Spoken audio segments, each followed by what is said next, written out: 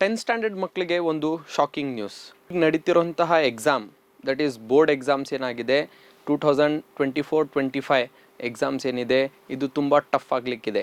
ಅದೇ ರೀತಿಯಲ್ಲಿ last year ಏನು 10% ಗ್ರೇಸ್ ಮಾರ್ಕ್ಸ್ ಕೊಟ್ಟಿದ್ರು, 1,20,000 ಮಕ್ಕಳಿಗೆ ಲಾಸ್ಟ್ ಇಯರ್ ಗ್ರೇಸ್ ಮಾರ್ಕ್ಸ್ ಕೊಟ್ಟು ಪಾಸ್ ಮಾಡಿದ್ರು. ಈ ವರ್ಷ ಅದು ಇರಲ್ಲ. ಬಿಕಾಸ್ ಎಜುಕೇಷನ್ ಮಿನಿಸ್ಟರ್ ಮಧು ಬಂಗಾರಪ್ಪನೂ ಕೂಡ ಇವರು ಇದನ್ನು ಕ್ಲಾರಿಫೈ ಮಾಡಿದ್ದಾರೆ ಪ್ರೆಸ್ ಮೀಟ್ ಮುಖಾಂತರ. ಸೊ ಈ ವರ್ಷ ನಡೆಯುವಂಥದ್ದು ಎಕ್ಸಾಮನ್ನು ಎಲ್ಲ ಮಕ್ಕಳು ಸೀರಿಯಸ್ ಆಗಿ ಓದಬೇಕು. ಏನು ಇದು ಗ್ರೇಸ್ ಮಾರ್ಕ್ಸ್ ಅಂದರೆ ಏನು? ಗ್ರೇಸ್ ಮಾರ್ಕ್ಸ್ ಅಂದರೆ ಆ್ಯಕ್ಚುಲಿ 28 ಪಾಸಿಂಗ್ ಮಾರ್ಕ್ಸ್ ಇದ್ದರೆ, ನೀವು ಇಫ್ ಇನ್ ಕೇಸ್ 10 ಮಾರ್ಕ್ಸ್ ತೆಗೆದಿದ್ರೆ ಇನ್ನು ರಿಮೇನಿಂಗ್ 18 ಮಾರ್ಕ್ಸ್ ಕೊಟ್ಟು ನಿಮ್ಗೆ ಏನು ಪಾಸ್ ಮಾಡ್ತಿದ್ರು, ಗ್ರೇಸ್ ಮಾರ್ಕ್ಸ್ ಕೊಡ್ತಿದ್ರು, ಇದನ್ನು ನಿಲ್ಲಿಸಿದ್ದಾರೆ.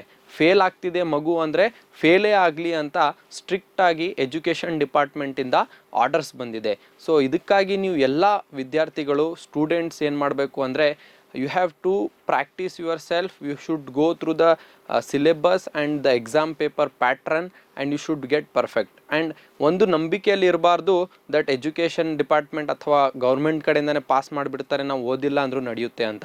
ಮತ್ತು ಎಕ್ಸಾಮ್ ಸೆಂಟರಲ್ಲೂ ಕೂಡ ಅಷ್ಟೇ, ಲಾಸ್ಟ್ ಟೈಮ್ ಥರನೇ ಕೂಡ ಎಲ್ಲ ಕಡೆ CCTV ಕ್ಯಾಮ್ರಾಸ್ ಇದೆ. ವೆಬ್ ಕ್ಯಾಮ್ ಮುಖಾಂತರ ಎಲ್ಲ ಡಿಸ್ಟಿಕ್ ಲೆವೆಲಲ್ಲಿ DDPI ಆಗಿರಲಿ, BOS ಆಗಿರಲಿ, ನಿಮ್ಮ ಎಕ್ಸಾಮ್ ಸೆಂಟರ್ನಲ್ಲಿ ನೀವೇನಿರ್ತೀರ, ನೀವೇನು ಎಕ್ಸಾಮ್ ಬರಿತಿರ್ತೀರ ಅದನ್ನು ವಾಚ್ ಮಾಡ್ತಿರ್ತಾರೆ.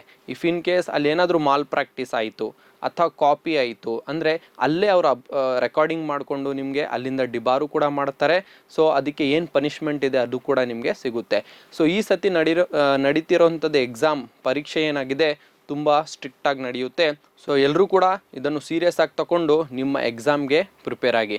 ಹೆದರ್ಕೊಳ್ಳೋದು ಏನು ನೆಸೆಸಿಟಿ ಇಲ್ಲ. ಬಿಕಾಸ್ ನೀವು ಓದಿದರೆ ನಿಮ್ಗೆ ಎಲ್ಲಿ ಕೂರಿಸಿದ್ರು ನೀವು ಆರಾಮಾಗಿ ಬರಿಬೋದು ಆ್ಯಂಡ್ ಚಿಂತೆ ಇಲ್ಲದೆ ಬರಿಬೋದು.